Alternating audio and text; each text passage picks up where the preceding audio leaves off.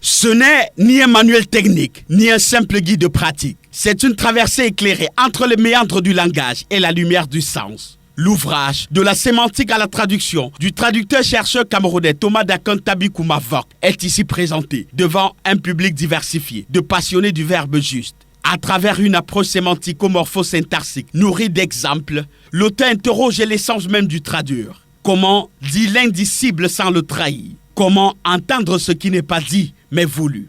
Traduit ici devient un acte d'interprétation, de réécriture, de réinvention du message dans un univers sémantique et culturel autre. On se retrouve avec des gens qui ont des quatre combinaisons linguistiques, des gens qui traduisent vers la langue B et qui fournissent des traductions littérales à tendance syntaxique qui ne sont pas acceptables. La traduction, ce n'est pas une question de mots, ce n'est pas une question de mimétisme. La traduction, c'est le message. Porté par une théorie inférentielle originale, l'ouvrage, en 273 pages, scrute les zones d'ombre du texte, ses silences, ses implicites, ses hésitations, et leur donne chair à travers la rigueur du concept, le langage juridique, les anaphores, les contextes de situation, les équivalences trompeuses. Tout y passe, et avec une clarté qui surprend. L'écriture de Tabi Koumavok est à l'image de sa pensée, précise, limpide, mais habitée par une quête presque poétique de l'harmonie entre le dire et le vouloir dire. Dans sa préface, Georges Bastin,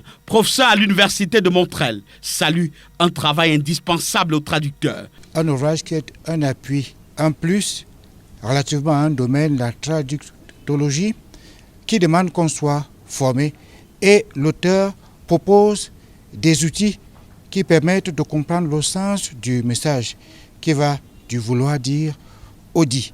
Ce livre est aussi un plaidoyer pour une traduction incarnée, raisonnée et engagée, pour que la langue reste un territoire de sens et non une suite d'automatismes.